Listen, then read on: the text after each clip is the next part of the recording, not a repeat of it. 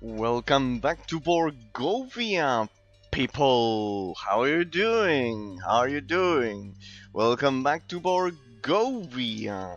Indeed, day number 2 of metaphysical analysis of the incredible adventures of Van Helsing. You can listen to this beautiful soundtrack that the game has. I highlighted this last time that the soundtrack of the game is indeed like is indeed like a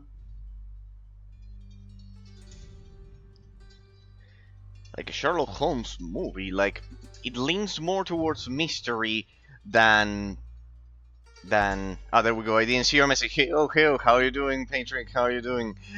How are you doing, Patrick? How are you doing? Happy Wednesday for you as well. I've commented this that the game has more eerie and mysterious music than action based. I love that about it. It gives it a touch of originality, and we will first take a look at a quite interesting element which I promised to you all last time, which is that in fact, if you select it, the mobs do respawn, as you can see, with every boot of the game. As I told you, people, they do respawn with every boot of the game, as you can see. Quite good. Quite good. Okay, so last time we made our way through the first initial farming area and the first town of Markabog or something like that. It was like that. It was over here. The name of the town. It was Markovna. We made it through there. We are doing I forgot about the title. I knew I was forgetting about something. We are playing on the highest difficulty. I love the debates, of course, the most, but this game is kinda fire, says Patrick. Don't worry, Patrick. I know you love the debate. I forgot to add 100% on fearless difficulty.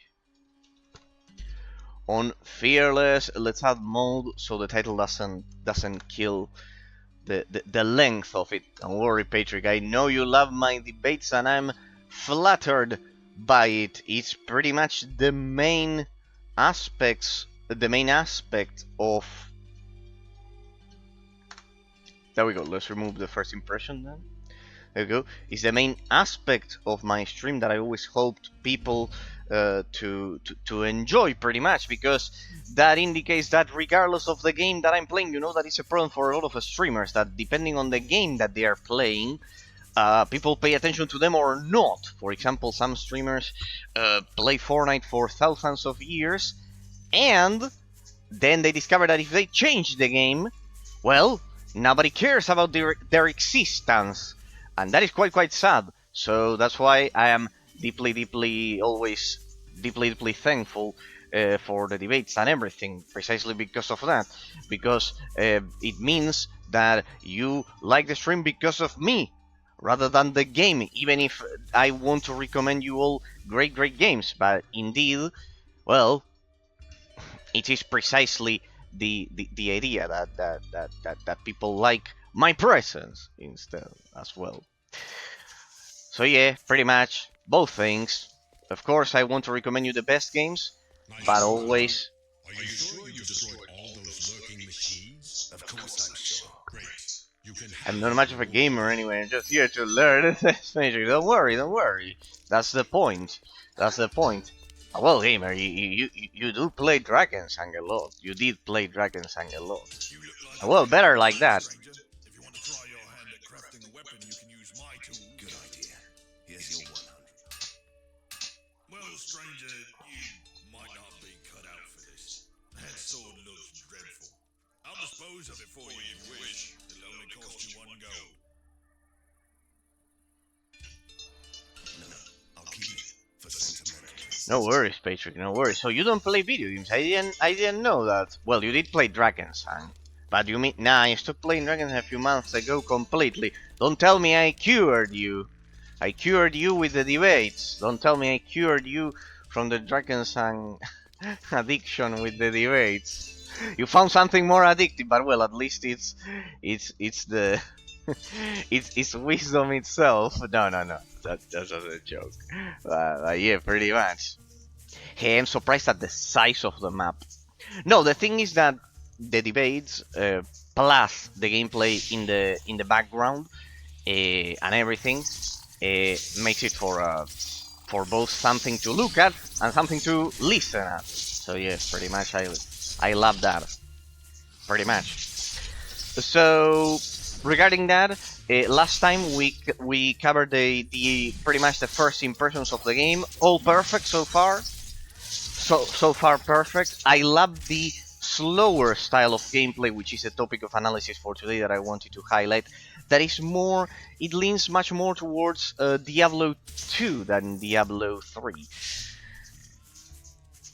So you don't like games anymore, Patrick? That's interesting. That's interesting. Interesting. You never played a lot of games. Drakensang has been dying for years now, and you've maxed out your character completely. You can find any joy in this Chinese controlled mess. Okay. Well, maybe in the future. Maybe in the future after you go through the perils and joys of university life and etc. Well, maybe you can discover some other games with my incredible game recommendations. Of course, for sure, no, any game that you like, but you can discover them, and it will give you joy. I assure you, there's a lot of them that will give you. But well, if you say you don't like gaming as a whole, well, or then you will find other activities. You mentioned about the discipline that you wanted to go back to the gym and those things. I can never bring myself to do that. I swimmed a lot as a kid, like my mother took me to those things all the time. But yeah, I always hated moving in general. You only play League of Legends on your phone, and it's way more interesting. Okay. Yeah, I get the point. I get the point. When you maybe when you get out of university in the future and etc., you can rekindle the flame of some games like these ones and etc. For me, it's a passion. It's a passion. I wanted to showcase. I wanted to showcase. I commented to Crowbar because he also loves that game. I wanted to replay my first game ever as part of the affiliate special by the end of the year. So for me, it's a passion. Video games are a passion. Like right from the beginning of my existence. I was born in 1995, and pretty much the very first memory I have of my life is in 1998, some years after playing my first game ever. It's called Scars by Ubisoft. It's a French game by Ubisoft, indeed. It's the acronym of Supercomputer Animal Racing Simulator. It's a Mario Kart clone that Ubisoft tried to do in a period of time in which Mario Kart clones were quite popular. Then, of course, I also have passion for a lot of consoles, especially the 3DS and etc. But in terms of hobbies, yes. Then I also, as I've commented you all constantly,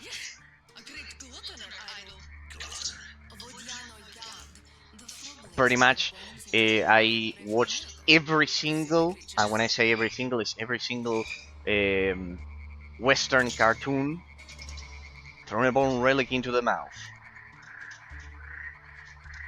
Every single cartoon from 2 ability points, not bad. Thrown a bone relic into the mouth. I have more than one. Well, I'll keep doing this with a hungry expression on his face. This is free ability points, people. Leave the idol alone. Okay, there's a limit here, of course. Otherwise, you are way too OP. No, and the other one is that I watched every single Western cartoon possible from the 90s to the early to the late 2000s. Pretty much that. So yeah, pretty much. Hey, I think the map is even bigger. I think the map is even bigger. It's massive. here in the swamp. So, as for the first observation that I wanted to highlight today as part of the analysis, people, is that the game has a slower gameplay mechanics than Diablo 3. It's more of the style of Diablo 2. And I love the precision of, if I had to highlight a first impression that I have, I love the precision of the movements. Like, the enemies are perfectly highlighted, the point and click system is precise, the character goes exactly where you want it to go. It's brutally precise. I love that, in that sense. So you play League of Legends on the phone, yeah, it's the transit. For me, live action sitcoms were my absolute favorite. Yeah, which you're saying, no worries. Like which ones? Maybe I know some of them. Maybe I know some of them because I watch more cartoon TVs than in my case it was cartoons, but I watch more TV than any child should do in a healthy situation. I also read, people, I also read. That's why you see, as I've said, that I didn't like sports. One activity had to pay the price. As a kid, I played a lot of it. My first love was video games. Like before watching any movie, I didn't watch any of the Disney movies, like Toy Story and Lilo and Stitch. Kicking was my favorite. Was karate-based sitcoms? No, I don't know of that one. I don't know of that one. You're right. I sadly didn't watch those. But then you didn't watch any cartoon, Patrick. You need to watch cartoons, otherwise life can be depressing. Can be quite depressive for you. Can be quite depressive without cartoons. I still watch cartoons from a different perspective, from the perspective of an adult, I guess, but they are more mature than series for adults nowadays. Series for adults nowadays, yeah, it was pretty niche. My absolute first passion was martial arts. And that's what led you then into the bodybuilding and those things, and etc. Pretty much, I presume. It's how precise the movements are, people. It's absolutely fascinating. It's absolutely fascinating. See how precise the movements of the game are. The point and click system is absolutely top notch. I'm in love with the point and click system of this game. I had seen gameplays that it was precise, but I couldn't fathom the feel of it being so precise. Yeah, in bodybuilding you don't get kicked in the face and get a broken nose every weekend. No, of course. No, but real karate, like real karate martial artists don't get broken noses every day as well. They practice in a bit of safety, I presume. Those from the sitcoms are actors, probably. And yeah, pretty much. I see. That's what inspired you. I see. In Hungary, you will get destroyed. You will get destroyed. Why? Why? Get destroyed? Why? No. There's no point in training someone if the person is not going to survive the training, Patrick. Shit, like that. Like that indeed. There's no point in training someone if he's not going to survive the training. So, as you can see, people, we are going through the forest, the swamp of Gallows Bog after dealing with the first boss. Oh, why destroyed? Because what? What's the point of training someone if the person is going to not survive the training, Patrick? No.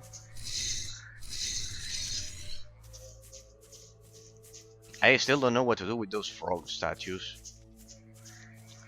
Physical safety is only viable in major cities. If you train in villages, you will suffer. My friend was a Thai boxer champion, and he was miserable. Well, yeah, generally those worlds, those disciplines are a bit like that. But yeah, that's the problem with me, Patrick. I've never lived outside of a major city. In fact, the capital of my country. That's the problem. Regulations are a thing. No, I didn't know that. Anyways, it should be for all of the country. It's not that the fact that it doesn't happen, it doesn't mean that it shouldn't happen, people. So yeah, I was a boss monster. Vodianoy, like in The Witcher. Alright, because a rage, remember, it only gets the rage resource, the yellow one at the center, that you'll see it increases. It only gets refilled as you kill enemies, and here no enemies dying. There you go. Until now. I don't know. You don't the courage to be my I'm too calm for that. No, and I suggest you don't. I mean, as you said, no money, and the hits can end up damaging your brain, without a doubt. They can end up damaging your brain. They can end up damaging your brain. Definitely. Besides, you are way too intelligent to...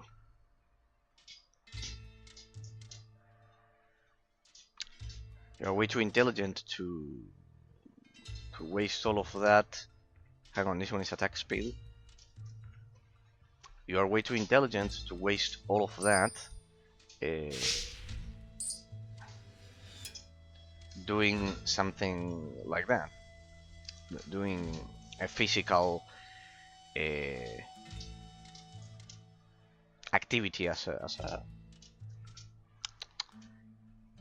way of living, in that sense.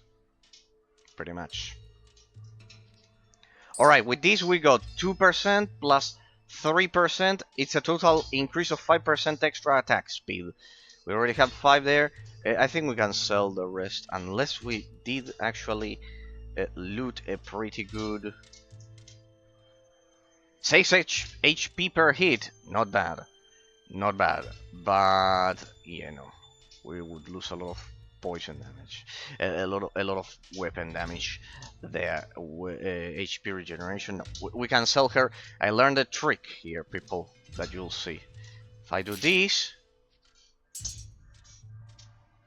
if I move everything to Katarina's inventory, I can send her to sell stuff at town. I don't have debate time. Sure, Patrick. Whichever topic you'd like to debate. So far, the game as a wrap-up, people, of the topic of analysis for today, as we debate here with my dear friends. Basically, so far, the topic of analysis for today, I want to analyze the early game gameplay mechanics. I want to take a look at that as it is much more slower.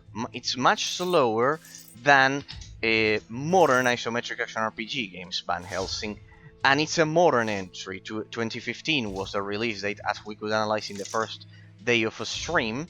So give me a second. 133. I have to replace her armor there. Now I read you, Patrick. Eh? No worries. I have to send Katarina to sell the items first.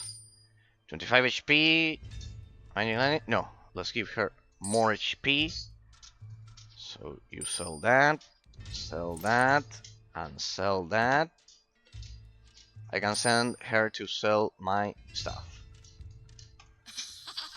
You'll never see these things again. Go. There we go.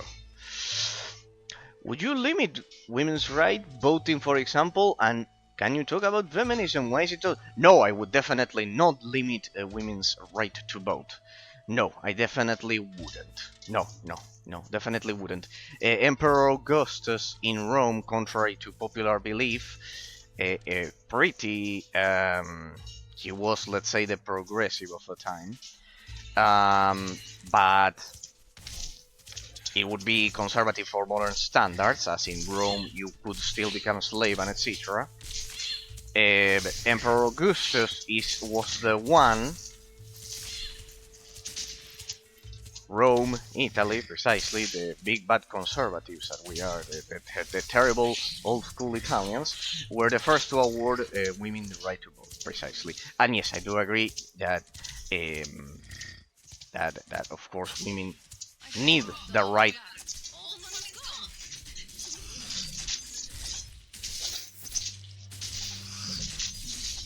That indeed, of course, women do need to have the right to vote. Now, with that first part of the question solved, regarding what you mentioned about feminism, okay. First of all, as I have been telling on stream, the first problem that we have is that, of course, there shouldn't be domestic violence or people hitting women or anything like that. Of course not, and of course the opportunities to develop a normal free life, of course, are all rights that are to be guaranteed. Now, once we understand all of that, the year is 2008, 2010, Obama administration, recent history that I always tell you. Consider always that we are living in a context of psychopathy. That it wasn't like that some years, even before when you were born, it wasn't like that. Even because it was before Obama that you were born. So before Obama,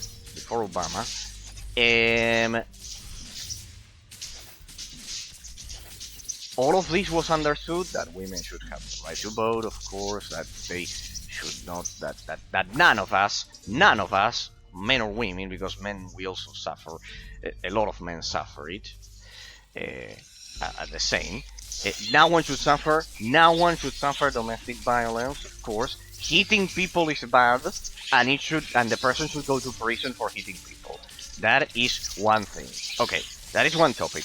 Now, 2008, 2010, Obama administration,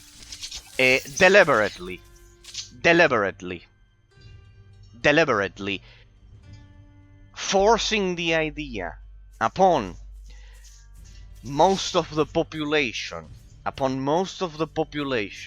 forcing the idea, separating the concepts, forcing the idea that our mothers, our grandmothers were all stupid and oppressed, and stupid as a consequence of being oppressed, and all of the things that the Obama administration forced upon people ideologically, the indoctrination in schools that we've suffered, and etc., especially in the United States, etc.,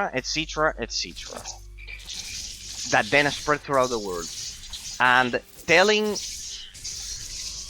young women post 2010 and 2008 that their mothers were stupid, that their grandmothers were stupid and oppressed by their husbands, and etc., and creating a culture of hatred, and all of that, as I said the other day, is the equivalent, and then the abortion, and etc., is the equivalent of a genocide, as I've said. Is the equivalent of a genocide upon the very same population of the United States, what Obama did. It's a genocide by omission, not by action, by omission.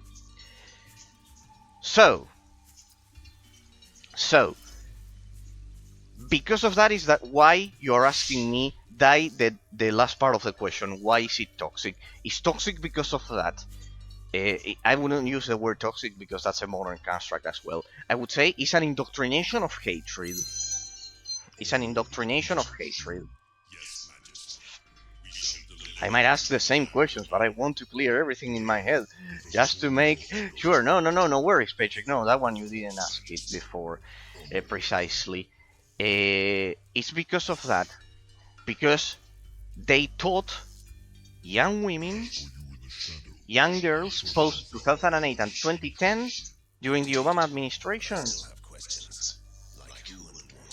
to hate their mothers and grandmothers. It's because of that. Why is it toxic? Because of that. This will be fun. It's because of that. Oh, so many bosses. Second boss of the game. Let's go, people. It's because of that. It's because of that. In that sense. Because it created a culture of hatred.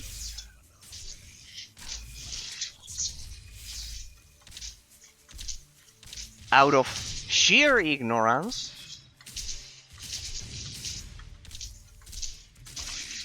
Shit. A culture of hatred out of sheer ignorance. How do I enter? Again. Perfect.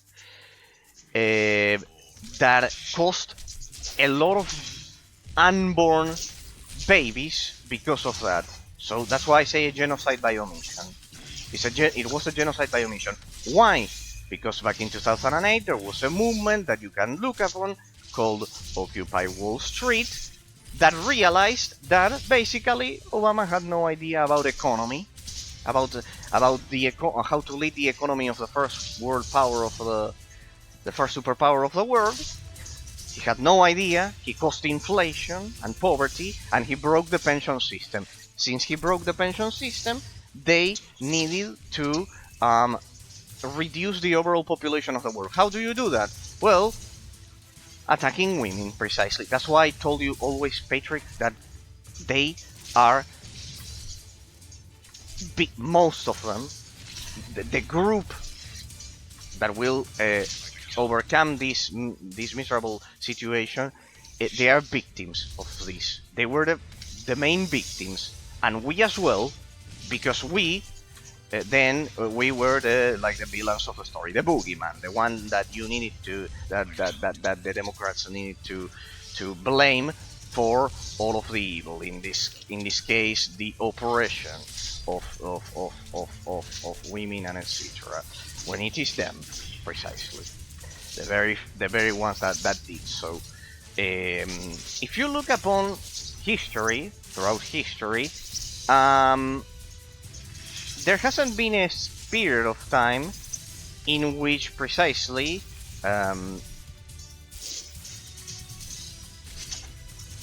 women have survived completely alone, like they are trying to sell them. Now that is freedom.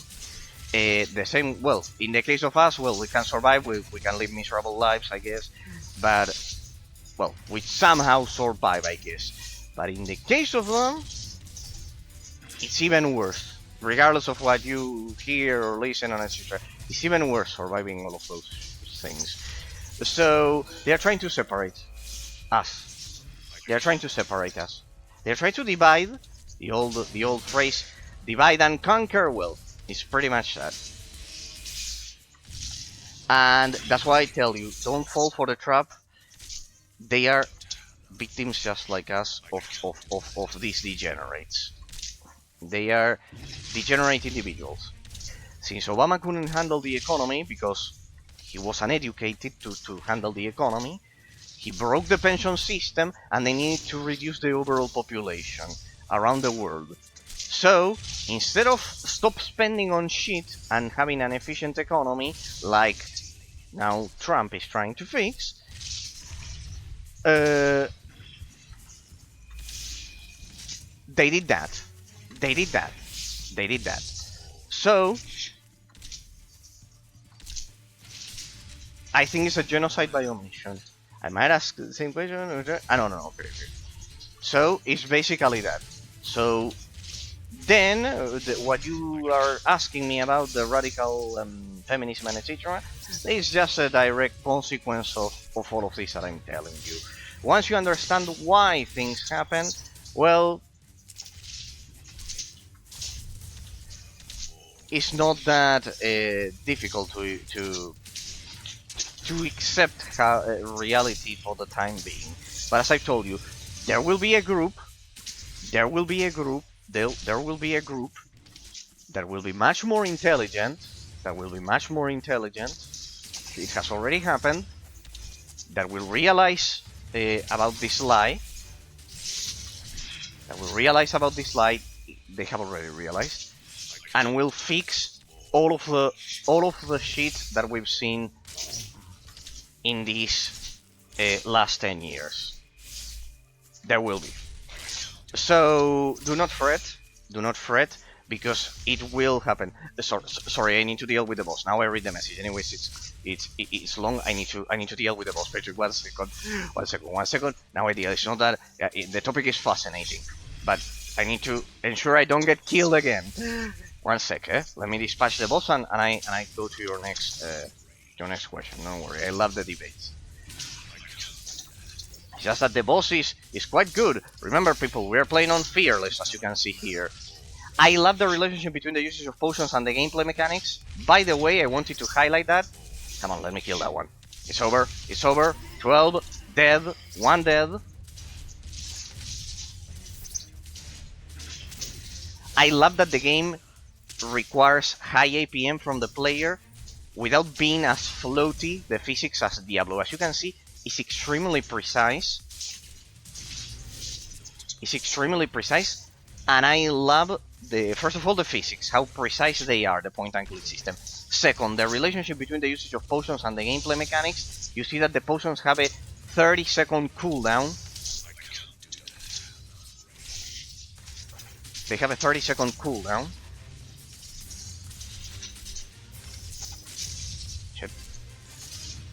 They have a 30-second cooldown, so the player doesn't just spam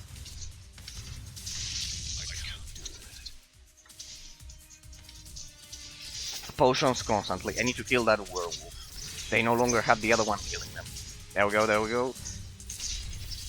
That's it, we are racking up some damage there. Oh, I need to be careful with the other one. Damn it. There we go.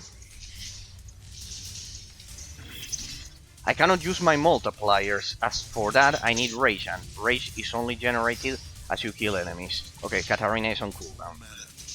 The companion system adds a lot of abstract complexity. As you can see, Katarina is now dead. If you pay attention to the top left corner of the screen, there's a cooldown. She still provides me a bonus to armor, to survive the blows, passively, but she cannot act like a tank, as you can see there.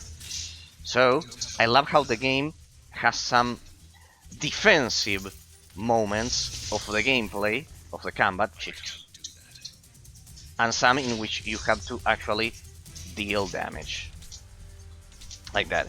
I love how it is a bit slower in a style more similar to Diablo, the physics and the pacing of the combat, instead of Diablo 2 instead of Diablo 3. There we go. Now I read the question page again, don't worry. It's just that I love the debate, but it's just that I cannot let this boss best me so easily. There we go. You try to talk with your friend, so-called Candy Dealer. Candy Dealer. Okay. How I read it.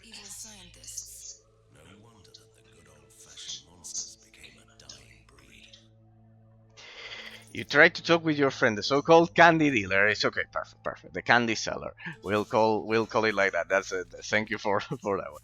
He was very numb and just ignorant towards the class and towards the class and towards everyone. And he said something very depressing. I only feel alive when I deal and make money. I live for that 1 hour, and I was shocked. How can a person who has equal potential like everybody love himself and stay a bit ignorant? Candy dealer. Okay.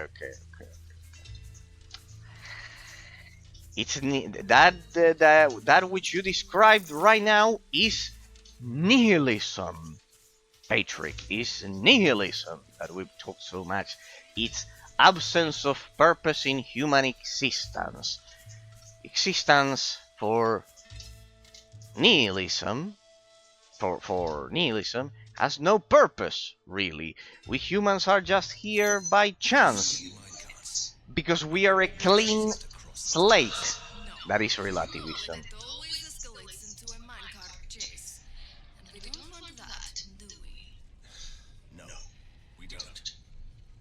So this one takes me to... Okay, no, I have to get through it. Reach Borgova through the tunnels. Okay, let's proceed then. That is nihilism, which what you described, that he... And actually when he says I feel alive, he actually does not feel alive.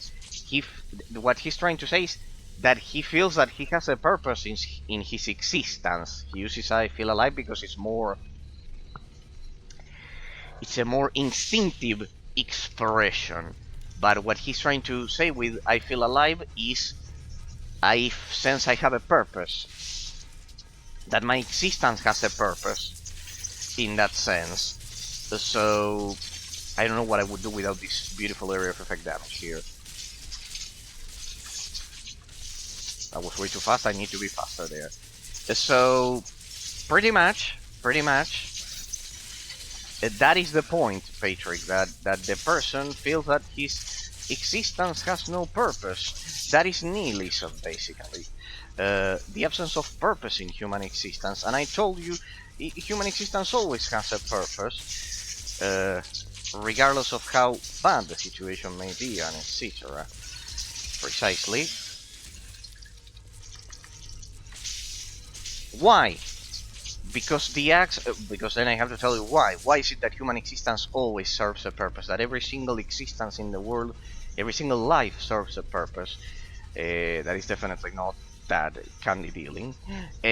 Which is the fact that the acts that we perform in the metaphysical plane of time and space do exist, regardless of our mental perception of them afterwards or before them. For example, imagine that the candy dealer would, I don't know, that the candy dealer would somehow find a way to help a person in need, whatever, or do a good action, or etc., or help someone, instead of just doing that all day. Pretty much, even if then the area of effect damage also affects the mobs. That's a quite interesting level design choice by the developers. The candy dealer would... We need to distribute our stat points. Hang on a second, people. We're dealing way too low damage. Even if then he could make other mistakes in life, not necessarily that one. Like, for example, I don't know, then he does not study a lot, or he, I don't know, he doesn't like some people or whatever. The good deed of helping a single person once happened in the metaphysical plane of time and space. Even if afterwards we may all make mistakes with different degrees of severity, of course, but the act did happen in time and space. For example, when you hug a friend, or when you tell a friend that you love him because he has been a great person in your life, and etc. There, the human existence served a purpose objectively in time and space, regardless of his thoughts. See the difference? Well, for relativism, since really all that matters is what we have in our minds, then it really does not recognize the importance of the act of hugging the friend or doing a good deed in time and space at all. It does not recognize its importance. It only matters what you have in your mind, and if you have in your mind that, in this case, he wants to be a fucking candy dealer, well, I bet you see the point. Then whatever he thinks is more important than the acts, which is precisely what I always tell you, that sets the difference between us and animals. In that sense, we have choice. We can choose not to be the candy dealer. He can choose not to. I wish I could tell the same thing to him, but ignorance is way more stronger than my words. No, I know, I get the point. Indeed, is the fallacy. You are confronting the fallacy of relativism, pretty much, Patrick, with your friend. And the only thing that could save him is precisely him understanding that he has a choice. He has a choice, and that money will not make him happy.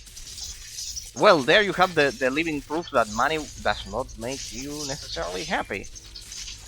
It does solve a lot of issues and it's definitely needed, but it doesn't make you completely happy in a transcendental way in life. It's of course needed, and your time should be rewarded with money if you're working, and of course, and it's required for a healthy society. But there you have the proof that the candy dealing, no matter how much it, besides it, well, I don't know how much it will matter to him, but generally people who do that end up dead quite young, in that sense. When he says I only feel alive, he actually means I only feel that my existence has a purpose, and he needs to understand that human existence serves a purpose always. Serves a purpose always. He feels that existence has no purpose. That is quite difficult to overcome, because it's what happened to Nietzsche precisely for the first time in, well, not for the first time in humanity, but the first time it was rationalized. He didn't feel that any existence had a purpose. He was quite depressive. So it's Nietzsche talking there, not him, actually. So pretty much. It's just that it's very difficult for it's quite difficult for a person to be aware that it's Nietzsche talking through him with that. That's why I love Knights of the Old Republic 2. It's a game in which there's a Sith Lord called Darth Nihilus that basically consumes planet. It's an allegory of nihilism. Basically, it identifies it and points at it perfectly. That's why my favorite character of all time in all media is precisely Kreia. The voice actress is still alive. She's still 92. She's a British lady there in the United Kingdom. Kreia, through Kreia, you get told how nihilism, this Darth Nihilus, basically, one of the three main antagonists of the game. The game has three antagonists, one of them being Kreia. The other one, Kreia is a great situation. It's not necessarily the antagonist of the game, but well, it's one of the three main, let's say, villains of it. And the other one is Nihilus, besides Sion. Nihilus, through Kreia, you get told how he devours planets. He's basically a Sith Lord who devours planets. Indeed, leaving just a ripple in the Force. Right? It's a very it's the most intelligent allegory of nihilism I've seen. That's why I love Knights of the Old Republic 2. It's my favorite game after Star Wars: The Old Republic. That is basically a continuation of this. So it's basically the same concept. So that's the same. It's quite difficult to find purpose in a dark hole, Patrick, when nothing. That was basically the life of Nietzsche that has sadly followed us up to modern days.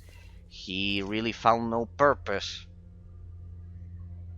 in existence, and that is, nowadays we call this depression with different things, with different silly psychological names that they've tried to assign to this feeling modernly. But at the end of the day, is what I'm telling you: absence of purpose in human existence. Pretty much.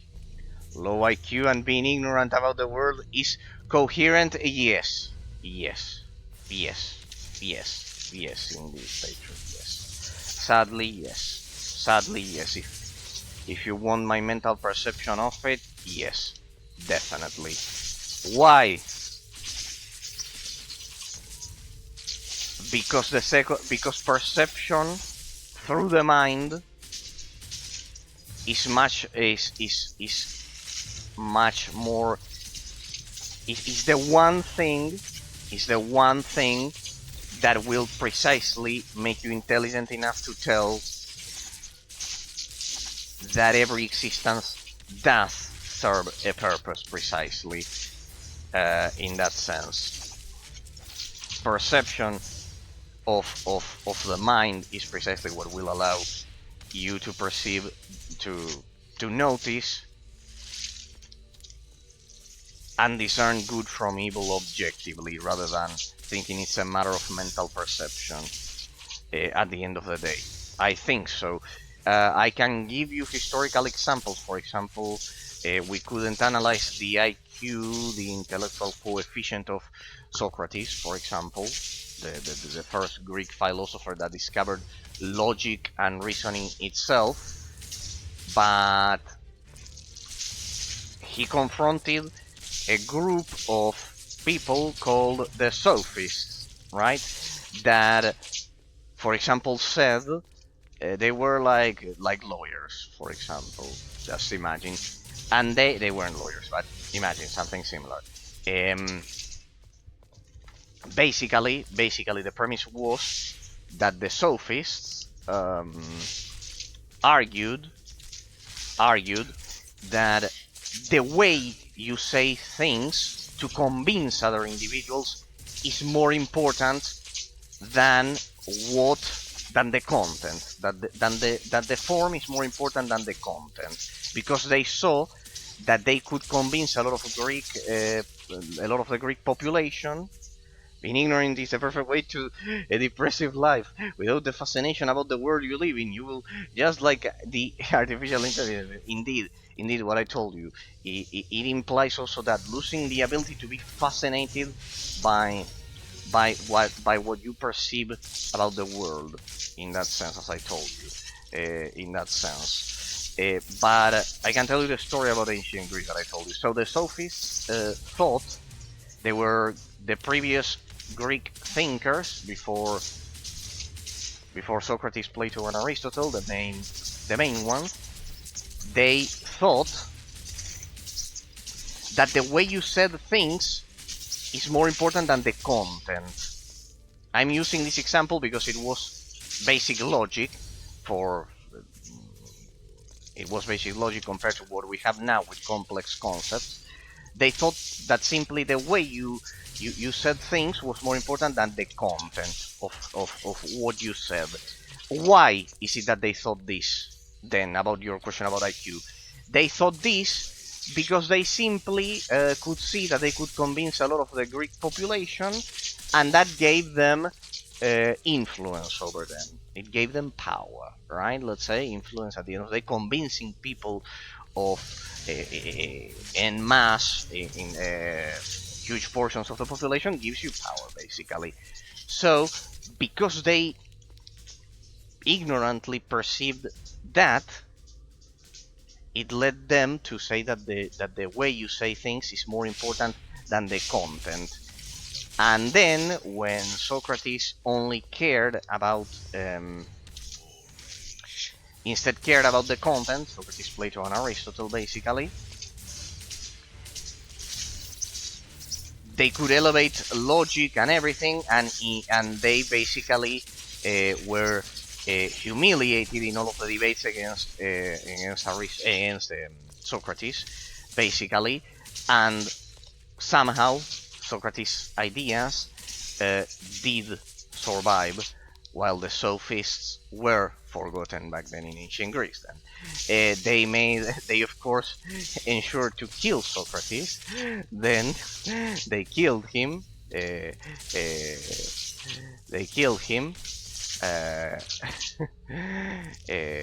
that sense, but his ideas survived through Plato, then to Aristotle, and then they were rescued by our great Thomas Aquinas, and indeed the idea survived in that sense, while the Sophists were always remembered then as not discovering logic and causing more issues than anything. So there you have the perfect example that the IQ does play a role. Does play a role. I have no doubt that Socrates was much more had a much higher IQ than the sophists to reach those conclusions back in that age and context. In that sense, so yeah, it was a natural evolution, if you ask me. I don't think it's a matter of coincidence or lack or anything at all. Then, in that sense, precisely because of this, I cannot believe it's a coincidence that Socrates could discover this, and the sophists instead they just well they just wanted influence over the population without looking beyond the quick rise to power that eventually disappeared, that eventually vanished in that sense. Oh yeah, pretty much. There you have the example in ancient Greece. There you have the example in ancient Greece. Yes, that's why I told you. Happiness has to do with wisdom, not with precisely what your friend thinks he will achieve. Precisely, in that sense, it's precisely with wisdom, because wisdom frees us from limitations, and when we don't have limitations, mental limitations, when we can be truly attuned with an accurate perception of objective metaphysical reality, that is, then we are truly free of the constraints of ignorance in that sense. I pressed 1 and 2 instead of the potions there. I was getting caught up in the discussion. You need to remember it's Q and W to activate the modifiers and the potions. So it's A and S for the modifiers and Q and W for the potions. Then I can change the key bindings, I presume. So yeah, what you are saying is exactly that. But what is being ignorant? We will need to define it, Patrick. Being ignorant, indeed, is having a mental perception that is far away from describing objective metaphysical reality. It's not just it goes beyond your IQ, because you can have low IQ, for example, but still somehow have the seed of doubt, in that sense, that maybe you could be more intelligent if you put in effort. In that sense, as I told you, ignorance is, if I define it as realist, as having a mental perception that is far away from describing objective metaphysical reality in a constant pattern. In that sense, it's not just a matter of how well our neural connections have developed. It has to do with that, precisely. It has to do with that. What you perceive in your friend regarding the candies is that he cannot notice objective metaphysical reality, that his mental perception is cloudy, let's say, a way to describe it, that he cannot see beyond anything, that his vision is cloudy. That's why precisely Thomas Aquinas described sight as the most important sense that we have in our bodies. It's the perception, the most sensitive perception that we have of reality. That's the thing. So yeah, I don't know. I would suggest you to tell him it's extremely difficult to break the fallacy of relativism for him. I know you are probably trying your best as a good friend, but the only thing that could change him potentially is not what I tell you about one thing or the other, is to understand that you always have a choice. Is choice. Choice is what separates us from animals. The knowledge that you listen from me, it's already way too advanced for someone who is in the situation that you are describing to me. Sadly, I would just tell him choice, that he has a choice to make things right, that he has a choice. Only choice separates us from animals and can fix the fallacy of relativism. We have choice. In your case, you were way too intelligent, Patrick, and I didn't need to say choice exactly. But in the case of your friend, I would suggest saying that choice. That he has a choice. He can choose not to do that. He can choose it. He can choose not to have an early death, because that generally causes an early death. He can choose. Choice. That effort, even if in modern society is not properly rewarded because of flaws in the system and etc., it does not mean that you don't have a choice not to do that. It's what I would say, at least to a person. I don't know, like that. I would say that, because already the things that you discuss with me are already way too abstract for a person in that situation. That's the thing, Patrick. They're already way too abstract, way too advanced. And as I told you, nowadays the message is that everyone is free, so every mental perception, you cannot tell him, but is it his choice to deal? Yes, it is 100%. Always. That is the fallacy of relativism, that you have no choice.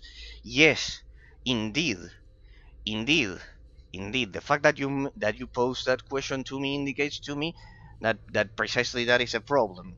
Yes, indeed, in the objective metaphysical plane of time and space, who is moving his arms, grabbing the candy, giving it to a person that he knows will want the candy, and getting money in exchange of it, while not thinking that he could put in a lot of effort into other activities that could also give him money,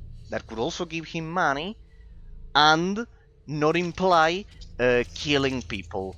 Who is moving the arm? The context, because here I'll make you an analogy, Patrick. Something that happened in my country. The theory of that submerged my country into a spiral of crime and train criminals, for example, during the last decade. What they said. So we had criminals, right? We have a criminal in general. No, not about that. Criminals in general, right? You have a criminal in general. What was the theory that ruined my entire country? Pay attention to this. A lawyer hired by the equivalent of the communists, let's say, said that criminals precisely don't have a choice because the social context, pay attention to the words, the social context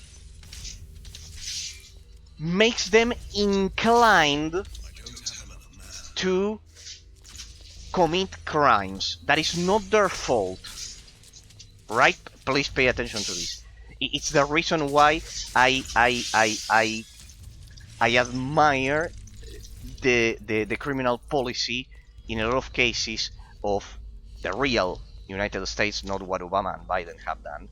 the real United States that solved this issue, and the United Kingdom. It's the Protestant in me, let's say, the part of me that disagrees with Roman Catholicism and agrees with Protestantism, because Roman Catholicism has also been lenient regarding this lately, as I've been precisely telling you.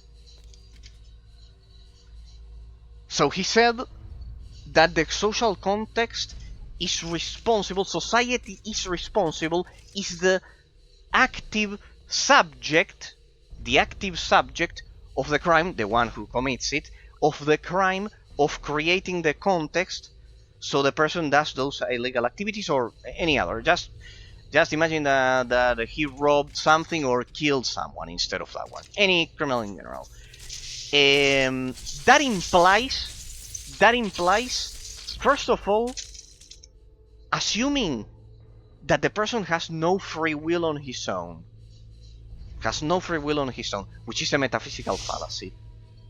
Is he sending the electrical signal from his brain to the arm to grab the candy, give it to someone he knows will need the candy, and will buy it, and then the person will die?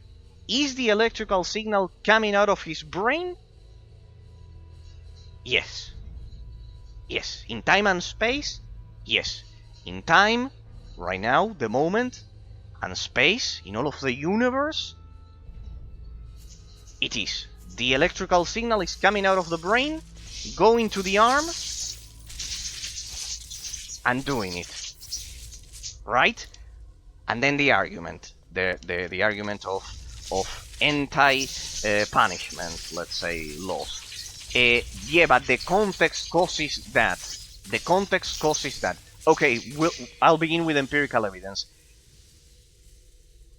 There's a lot of people, and there have been a lot of people throughout history, all of our parents included, all of our grandparents included, all of our great-grandparents included, all of the people in Europe who went through World War I and World War II, all of the people throughout the 2000 years, let's say, of the Roman Empire, a bit less, 1500 if you like, more precise, who chose not to do that and created the societies that we have now, despite of the corruption and evil that the recent events have caused. Hello, Zez District, you arrived just in time to talk about crime and punishment, District. How are you doing, District? Hope you had a great Tuesday yesterday, that you could finish editing your video and etc. So, Patrick, there you have empirical evidence. Millions of people throughout the history of humanity, have chosen not to rob, not to kill, not to do candy dealing, like your friend. They chose it, and they still choose it every day. With the same poverty, They are not all millionaires. Would you say that they are all millionaires? No, they are not all millionaires. They are from middle class, from lower class, and etc. So, getting back to my country. You know what happened in my country? Pretty much with that. And also in the United States, sadly, and in Europe as it extended, because it was I think it was a massive attack, but that would be let's say a conspiracy theory, like, yes, at this point. I think it's pretty evident, but well. In all countries, to reduce it increased crime. When you are lenient on those things. Why? Because morality is relative. It only matters depending on the context. Oh, if I'm poor, then I earn the right to rob, because I am a victim of society. No, you are not a victim of society. No, regardless of how much money you have. If you are killing people, you are not a victim of society. Because you have free will, because you are not a dog, you are not a cat, you are not an animal, you are a human being. And human beings have free will, and they can choose to kill or not to kill. I love this about you. You don't just say, oh yeah, he's a low IQ teenager, ignorant, he will grow up. You actually analyze it. No, of course, no. As I told you, there are no stupid people. Not a single people in the world is stupid. not a single person in the world is just stupid, sorry. They have mental perceptions that are either close or far away from describing objective metaphysical reality. There are no stupid opinions. There are opinions that are close or far away from describing objective metaphysical reality. No matter how stupid it may sound. In the case that I told you, I will use it with myself. I think all of Obama's takes have been terribly far away from describing objective metaphysical reality. Why? Because he didn't know about economy, and he spent more than what the taxpayers could give him, and that caused inflation, and that caused poverty, the same poverty that he accused of being responsible. See the part that I connect, that it was a plan, because of everything that I described. The same poverty that then was supposedly the author of causing the social conditions that caused the criminals. Then how does someone explain to me that the objective economic actions of the government, spending more than what the taxpayers can give to the state, constantly for 2 periods of the superpower of the world, how isn't that action responsible for creating the poverty that then was accused as the active subject, the one who commits the crime, of creating the social context that created the criminals, and the criminals supposedly are a victim of society? How do you untie those 3 ideas? How do you separate the actions, the initial actions of Obama, from those other 2 ideas, objectively? That's my argument. See, that is not blind hatred. I gave you a reason for every single observation of metaphysical reality that I did. See the thing, and your friend is a victim. Your friend is a victim, yes, of this that I just described that Obama did. But he's not a victim because he's not a victim of the crime he's doing of selling the candy. Of selling the candy, or killing someone, or robbing something, regardless of how much money he may have or not have. It has nothing to do. It's a separate idea. It's a separate idea. Why? Because he has free choice. He has free will.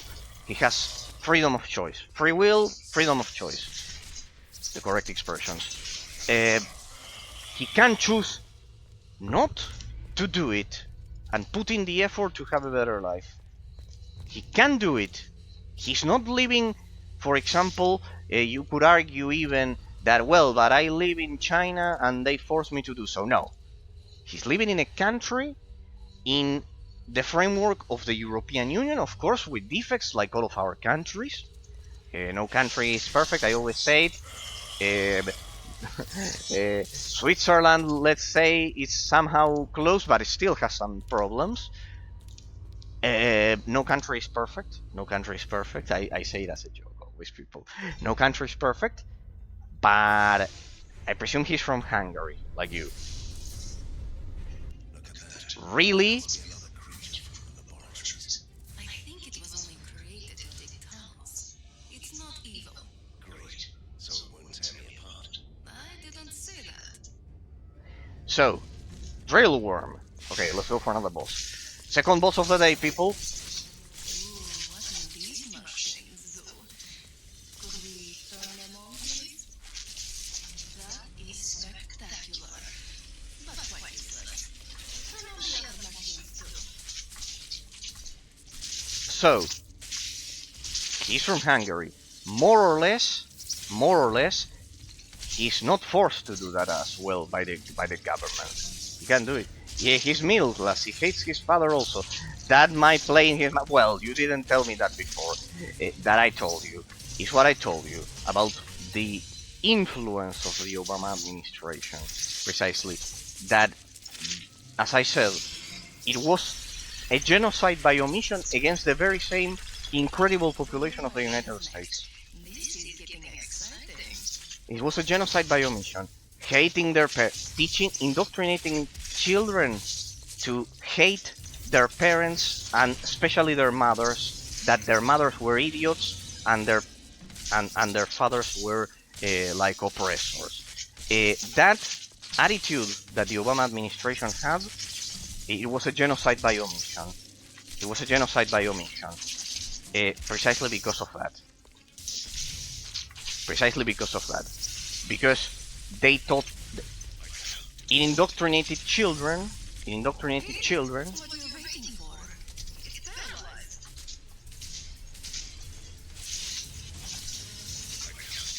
that their mothers were stupid, and that their fathers were, that all of our fathers were oppressors. When you teach that to children, then you have that situation that you are describing. That precisely, see, I told you without even knowing that last bit of the detail. In that sense, precisely.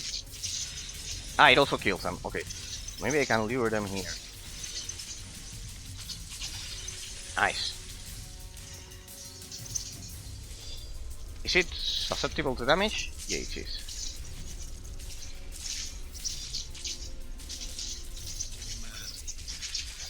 Damn it. Come on. Then we'll analyze the relationship between the resource management of the game and the boss fight mechanics, because it's absolutely amazing. As I told you, the game has two different resources, people. Which are rage as you kill enemies, and then mana, and you must make use of both of those resources. I love that the game, all the in all of the boss fights, it provides you mobs to actually have a constant flow of rage to activate the multipliers. As you can see, when I activate those numbers there, they are power-ups that make my abilities more powerful. So I love how they have a baked-in relationship between the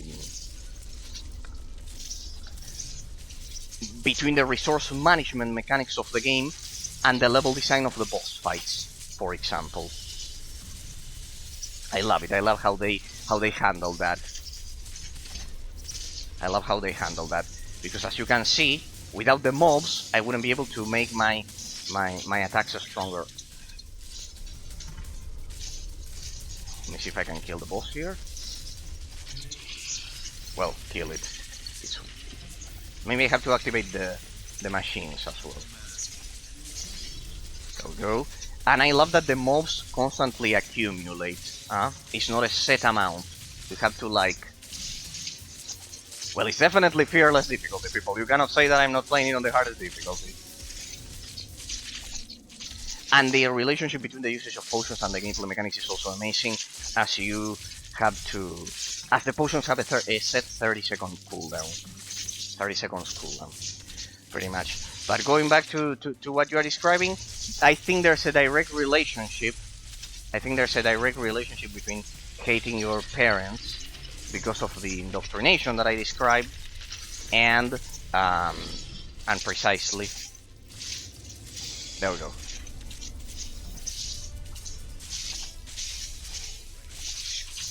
Damn it, the mobs. That was way too fast. I couldn't dish out a lot of damage. But yes, it's basically that. It's basically that.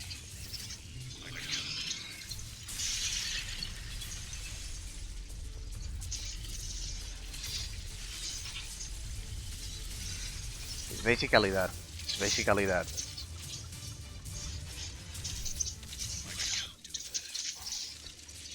It's basically that.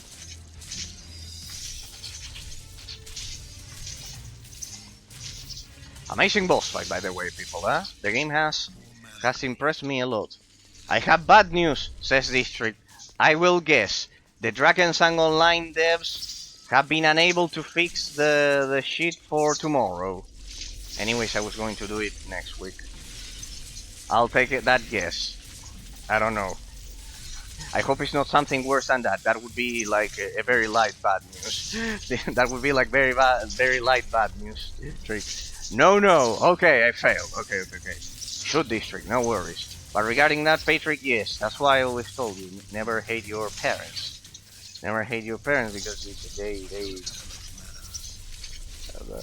it's the main cause of the mess that we are in, if you ask me. Oh shit. Will it damage itself if I make it appear there? Yes, it's damaging itself! Damn it, I love the logic of that. I think I may quit Drakensang because the devs are doing a really bad job. You will quit Drakensang. Okay, District. Damn! Patrick has already quit it. You as well. I feel a bit responsible for my variety streams then. I know that in the case of Umbra I will always fail, sadly. but yes. You will quit it. Well, that's sad to hear on one hand. On the other one, it will open a whole new universe of games for you, so I don't know.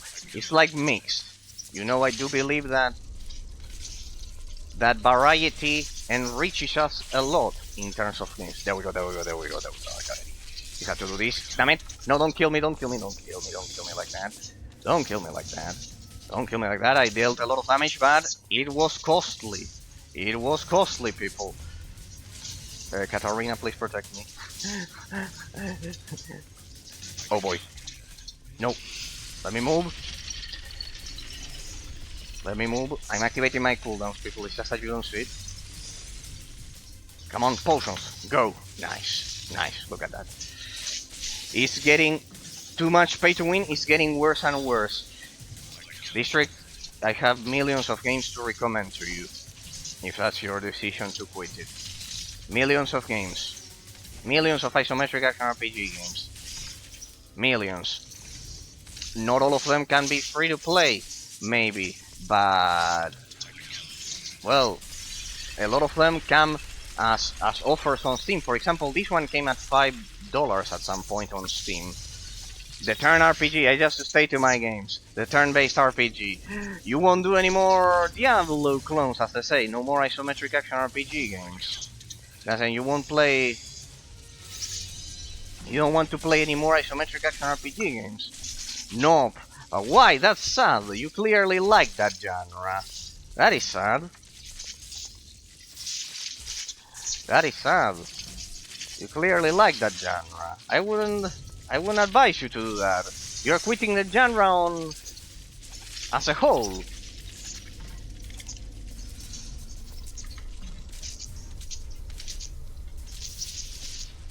Now's my chance.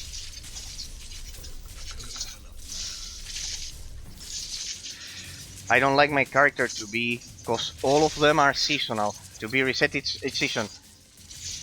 Play offline one. Precisely. This one is offline. For example, District. Titan Quest is offline. Diablo 2 Median Excel is offline. Needs to be online. Okay. But then there's a problem. You don't want your character to be reset. And you, on the other hand, it's a contradiction you'll have to choose. It's a tough contradiction to choose from, District. If you don't want your character to be reset, the game needs to be offline somehow, because otherwise the data is stored on the server, and pretty much they have control over it, and it will always be like that. I cannot think there's a way. You would need a game that has both offline and online. That was close, shit. But I was gonna get killed. In fact, I don't know if I will get killed. There we go. The damage over time did it, people. Drakensang is online, but character is not reset. It's not reset. Okay. Indeed. I know, but it felt like the right thing to say. Oh, what's this? Chapter 1 completed. Ah, you take like a statistics. This is not bad. But what? I cannot go back again? Now?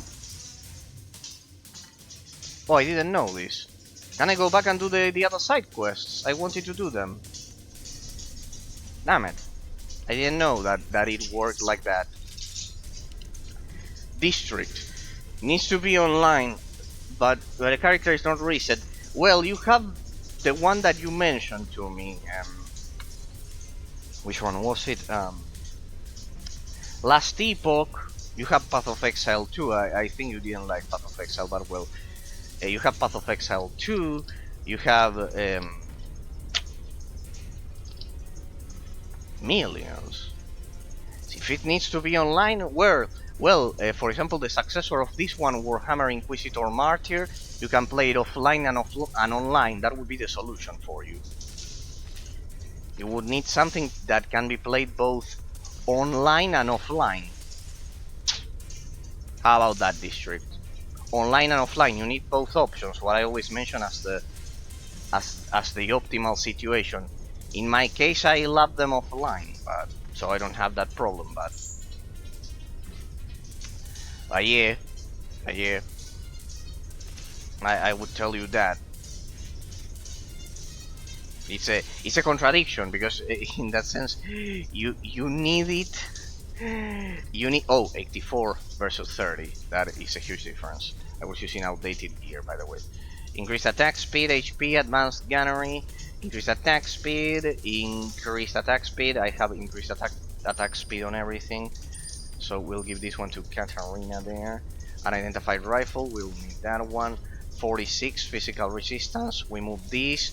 We'll sell her to send our staff to town. Indeed. I don't know, District. You could Last Epoch, maybe something that in that sense mixes online and offline would be your solution. That mixes online and offline would be a good solution. For example, like yeah, pretty much. Going back to you, Patrick, that you said he's a middle class, he hates his father also, that might play in his mind a big role. Yeah, definitely about that.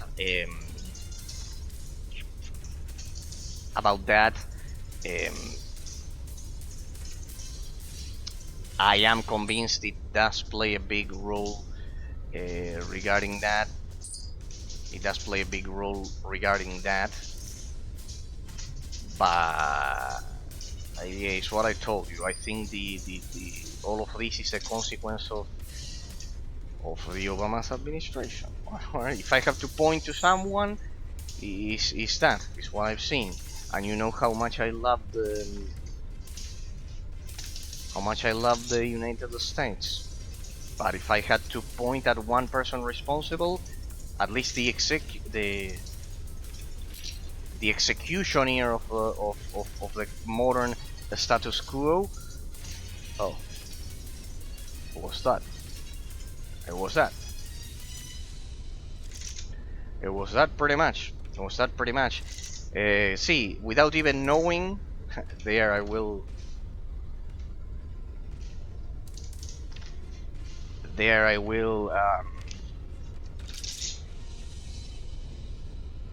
take a bit of pride in my perception. I told you that there's a direct relationship between precisely hating your parents, the current situation, and the things that you perceive that are indeed terribly wrong. Precisely that. I know, but this one has physical resistances. As I told you, it's like that. Going back to your topic, your friend. While I'm gone. Don't worry, my lady. We won't get killed. Okay. So, can I go back and finish the rest of the quests? That's the exit. What is this anyway? What did you sell your son? That was fun. Transports minerals to walk over. We don't have to walk after all. Happy now? You can ride a minecart after all. Dreadworks? I think this will lead us somewhere else. Let me go back and do the rest of the quests first. Then let's go back to town. So yeah, Patrick, the only thing that could convince your friend, if you ask me, is understanding that he has a choice. That he has a choice. That he does have a choice. He does have a choice. He does have a choice. Well, well, my friend. Do you have something for me? I'm still willing to pay. 1,500 gold. I fear that this substance I'm going to use this substance and forge a new weapon. See me later. Now you got weapons here. So yeah, pretty much that. Pretty much that, Patrick, that. The only thing that could convince him is that he has a choice. That he is the sole owner of his ultimate fate. The sole owner of his ultimate fate at the end of the day. Hey, the objectives weren't here. Collect the rusty bombs. I think it's over there. So that's what I can tell you about it. That he has to understand he's the ultimate owner of his own fate. Hey, do I have the monster respawn option on? What's this? Allied HP bar, info. Floating. Ah, you can increase the size. Oh. You can make the numbers bigger. I love big numbers. Shows a chat window for every new message. No, that one is for like, you know. Respawn enemies. Damn it, I had it.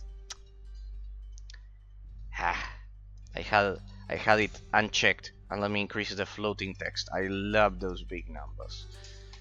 Here we go. Now they should respawn every time we enter the game again. That's much better. Makes it feel more alive and it adds a lot of replayability. All isometric action RPG games should have that without a doubt. So it's what I tell you. There we go, that's more like it. That's more like it, look at those numbers now. Well, maybe that was a bit big, a bit way too big. I had no room to maneuver there. Let me switch it a bit less. Maybe they are at 45, considering that last reference. By the way, we did that real worm boss first try. So yeah, I wouldn't use such abstract words like I use with you, for example, Patrick, knowing the situation. So I would tell him that he has a choice. That choice is what separates us from animals. And he can choose not to do so. He can choose to have a better future. He can choose not to hate his parents. Why does he hate his parents? Do you happen to know, and can you tell me? Because I presume it's because of the very same reasons that I have been commenting constantly on stream for 4 years. That precisely telling us that our parents were oppressors, that our fathers were oppressors, and our mothers not silly. District, you're still there. I have a question. When you hang on a second. Numbers. There. When you got your mouse from the store, did you call it a mouse? It's from a long time ago. My first mouse was a Logitech G100 that is now a precious mouse.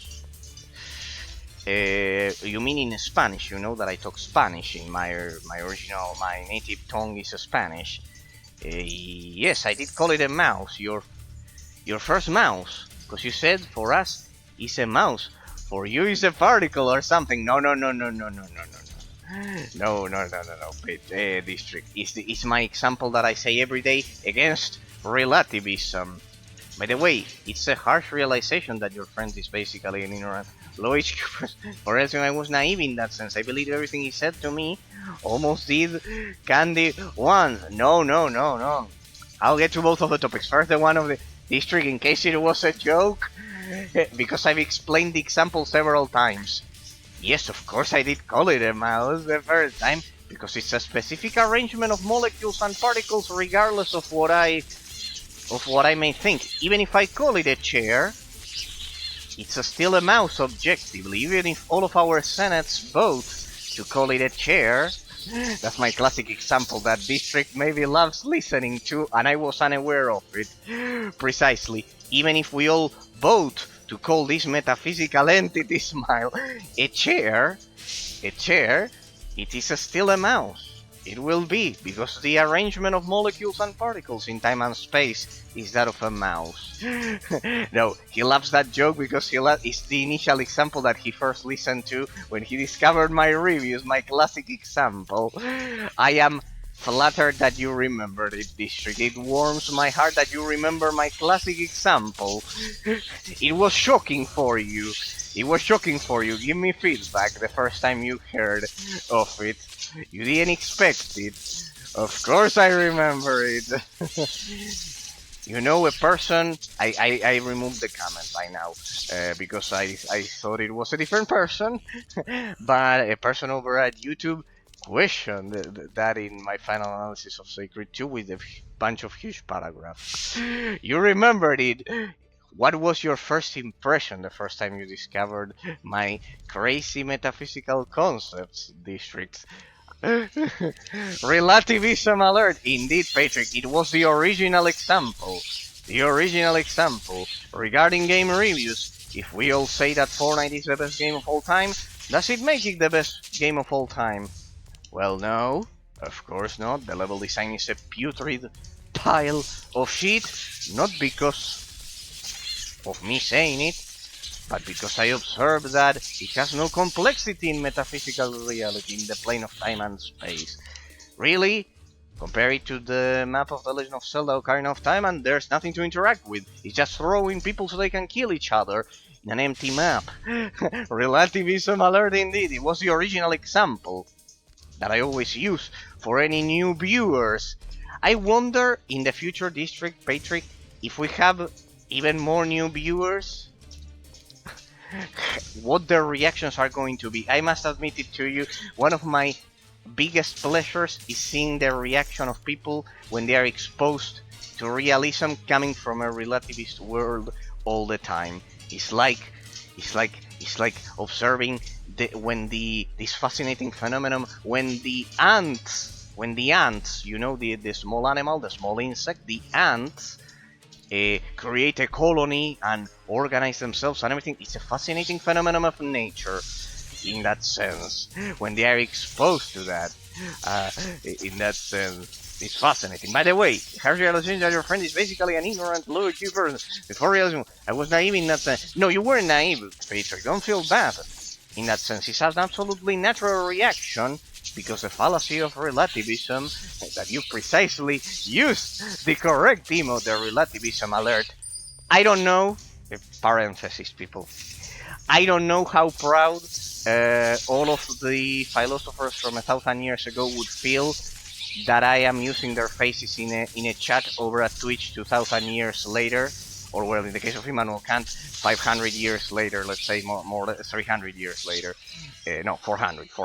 It would be 1600s, I think it was. I don't know how proud they would actually feel. I don't know how proud they would actually feel of it. But anyways, at least I think they would be happy that someone is remembering them. See? That's something positive.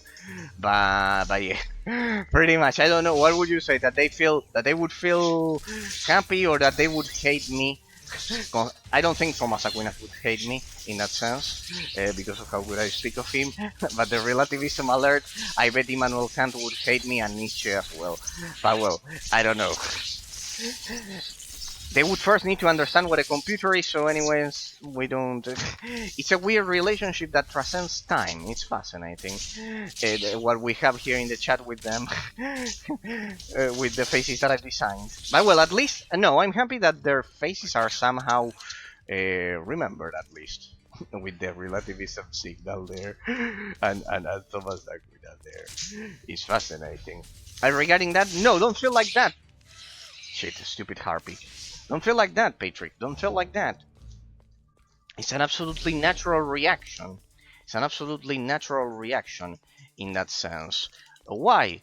Well, because if you had really no way of telling, in that sense, that realism existed and that our world was relativist and etc. and etc. etc. etc. You really had no way.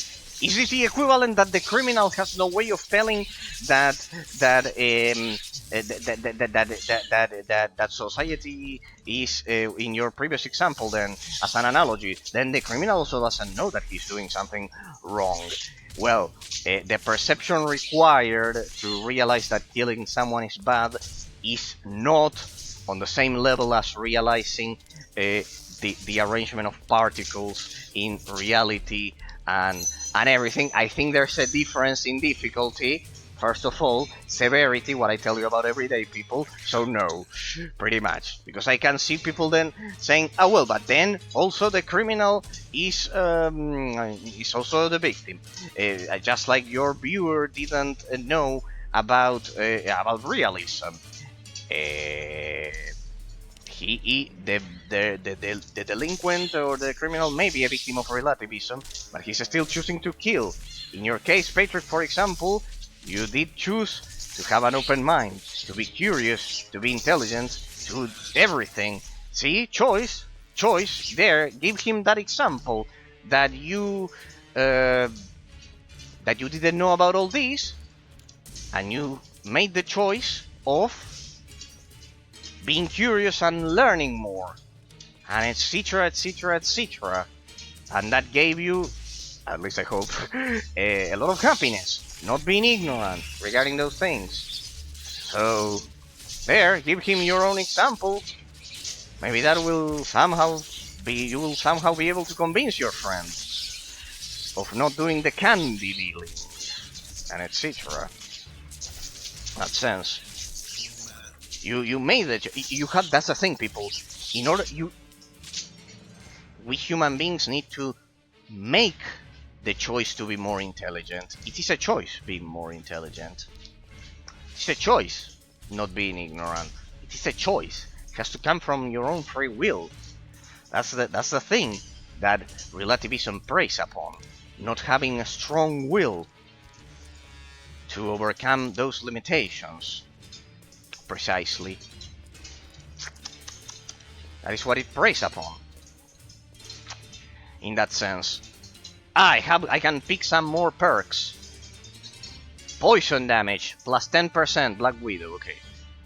Ability points, skill points, agile, HP, attack speed. You draw fast and you attack first, most of the time.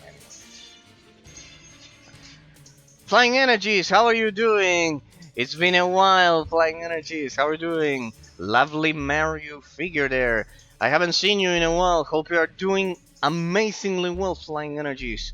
With whichever game you picked, it was the last thing I knew. It was a real doing well. Thanks, and you well. In my case, Drakensang broke. I couldn't finish the main story, sadly. Oh, look at this. Mana health potion cooldown and poison resistant. Okay, this one is good. 10% mana cooldown. So it would be 3 seconds. 27 instead of 3. Well, okay, but for now we'll... No, the game broke. I couldn't continue with the main story, sadly. I couldn't continue with the main story. Here, District is telling me that the developers are somehow trying to fix it. They are somehow trying to fix it. I hope they do so I can finish the main story. So I can finish the main story. But yeah, for now the game is broken. As for the rest, Amazing in life as always. Amazing in life as always. Hope you could find the game that you were looking for. Don't know which one it was in the end, but hope you could find it. Hope you could find it. One that you liked a lot and wasn't like the shitty offline games that I picked that no one watches. For example, no, it's not now one because you are here with me, people. At all. People do watch them. Then over at YouTube they watch them as well. But no, I cannot say that. The other day Crowbar as well, and Pillow, and Patrick every day, and District. So yeah, and Ambra that had to go to university. So yeah, I cannot say that anymore. I cannot say that anymore. I said that for a lot of time, but I cannot say that anymore. Happily in this case. But yeah, going good. I still haven't forgotten Flying Energies. I need to raid you, but the fucking time zone kills me to do so. I would need to do a stream during the morning. Someday I will, whenever I don't have to, when I'm on holidays or something, I do a stream during the morning and then stream you like that. That is a solution. That is lul. Yeah, that is a solution. I have to do the morning and it will be your midday or afternoon when you are on. Like that, we can invert the as we say in the courtroom, the charge of the alibi. In that sense, we can do that, and maybe like that, we can do it. So, pretty much, yeah, yeah. I created a lot of silly emotes as well. I have been acquainted with the artistic portion of Twitch, I guess. That responsibility. And well, debating about life and the things that I generally like doing, pretty much. So yeah, pretty much, pretty much. As for personal life, I have been like pretty good. We've debated about food as well. I told here District and another viewer, Pillow and Crowbar and Patrick as well here about food. We debated about food. We have to go back to turn in the quest. We debated about food. I love schnitzel, as you call them in German territories. Here we call it Milanese. And I showed the other day all of the schnitzels that we do, that we cook here in Argentina. That they are bigger and everything. So we debated about food and everything, pretty much, pretty much. And well, I decided to create as emotes the faces of different philosophers and the rest. Drakensang sadly is broken. I couldn't proceed with the main quest. I was tempted to award it a 0 and get to the final analysis immediately, but well,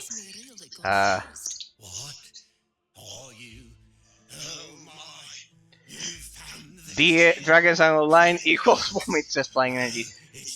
I never expected Flying Energies. I never expected them to have the very main story quest to be broken.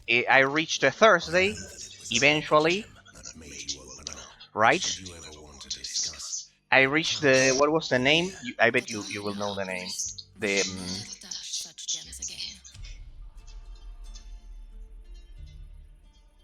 The Hallowed Forest or something like that.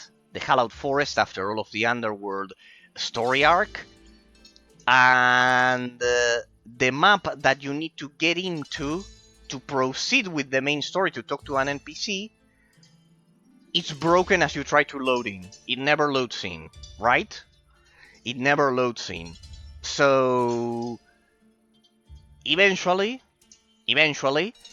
well, I tried once, twice, 3 times. It ruined one of my streams. At the end, I had to stop it short. I had to switch to Titan Quest. Then I finished Titan Quest, of course, but Yeah, pretty much. You cannot finish. I didn't expect you couldn't finish the main story. I was going to stop it there, award it a 0, and proceed to my final analysis, which is what I do when I finish every game. But well, District precisely asked me not to do so, please, because well, they are trying to fix it for Thursday. Supposedly tomorrow they will fix it. I will leave it for next week to see if I can finish the main story. But yes, pretty much. I didn't expect the main story quest to be completely, utterly broken because of District, all of the things that he's done for me and everything. I told him directly, precisely that day, that because of him, I would wait until they fix it and finish the analysis, even addressing that. But I would wait, so I'm waiting for them to fix it, I guess. So yeah, I will finish the analysis, but didn't expect that shit. So yeah, it was way brutal, way too brutal.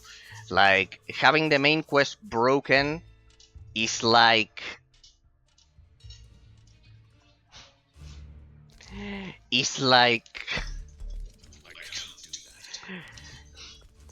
ABC of any game. He told me that he's going to quit Drakensang as well. Patrick here as well. So I do feel a bit.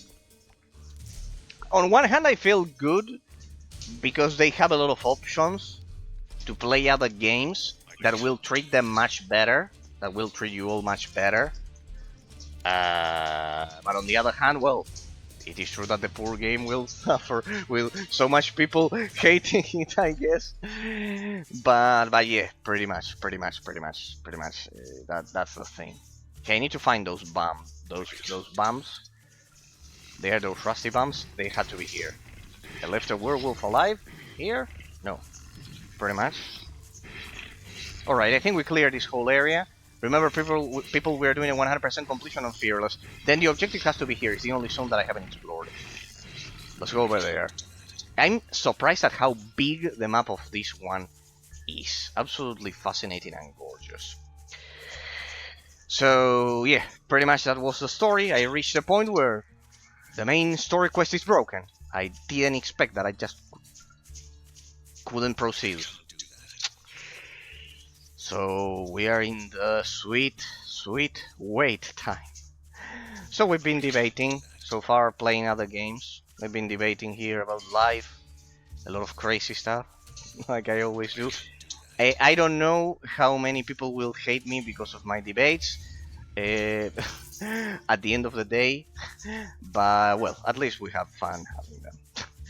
In that sense, that's the important thing, and I can assure that I was never disrespectful regarding any of the ideas. So yeah, pretty much.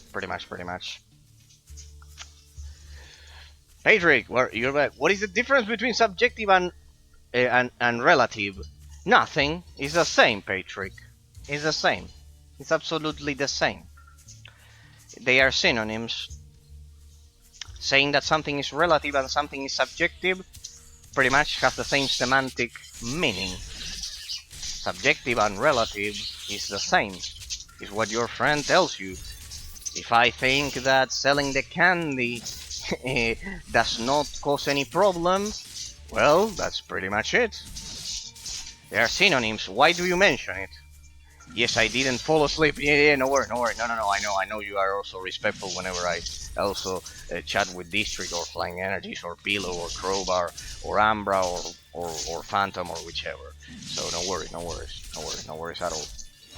No worries at all. I know. Don't worry. They are synonyms. Why do you ask me? Because you had dubs that they had the same semantic meaning, maybe. But why did you find them that they could have any difference? And if so, which difference could potentially be? How can you describe happiness in realistic terms? Because most of the people says it's a relative. In fact, oh, yes, the first phrase you can Google that Immanuel Kant said was a very a very famous phrase nowadays, that beauty is in the eye of the beholder. I think he used some different words back then, but it's that one. It's that beauty is in the eye of the beholder. Indeed, a very famous phrase, in fact. But why would you say that they are not? Let's begin with the opposite. Why would you say that they are not synonyms, subjective and relative? They are, indeed. They are indeed. Just like objective and realist are, and they are the opposites, precisely. Happiness, as I did define it for you while we were doing the ending of Titan Quest, is the fascination. Happiness is the fascination for the existence of something, of any metaphysical entity in time and space. If it's a person, it's called love. If it's a person, if it's not a person and an event, it's more related to intellectual knowledge. A starry sky above me and the moral law within me. Immanuel Kant. Well, precisely within me. See that there's the you are putting the emphasis. You know what's the fallacy with that? The fallacy with that is that he put the emphasis of all of his analysis on his own, precisely on his own mental perception rather than reality. And when you do that, it is impossible to reach any objective conclusions. He used other words, but basically it's that beauty is in the eye of the beholder.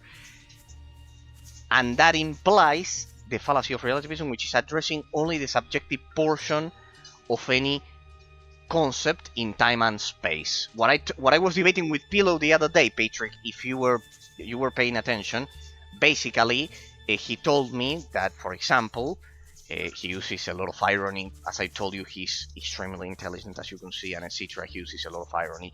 He knows a lot about philosophy, so it's not the case.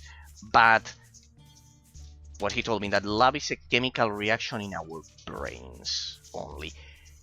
Yes, I do not deny that love is a chemical reaction in our brains, but that is only the subjective component of the metaphysical entity love for me. Not for me, in time and space is the case. See the difference? Then there's also an objective component of the metaphysical entity love for the realist thinker. The subjective one, yes, it's the chemical reaction in our brains, the stimulus that makes us subjectively think about love and feel it and etc. The objective one is the act itself of two friends hugging each other or telling each other that they love each other and that they will never abandon them or whatever. Doesn't matter how they express it, but that is expressed.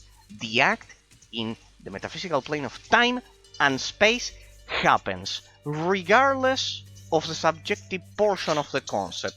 For relativism, the objective component of the definition does not exist because the mind is a clean slate at birth. It is empty, and we feel it. We feel the mind. We feel it. We insert concepts into it in an empty state, depending on our subjective perception. But that implies ignoring the objective component of it. The consequence of that, not reaching any objective conclusions. Like in the reviews, if I only tell you, I don't know which, Diablo 2 is the best game of all time, I just grabbed that one to make it more convincing. But I don't give you any reasons or anything to back how accurate my perception of objective metaphysical reality is, then really all I'm doing is saying opinions. And when you only say opinions without logic to back them, then it turns into a relativist clusterfuck, basically. To say it with brutish, blunt words.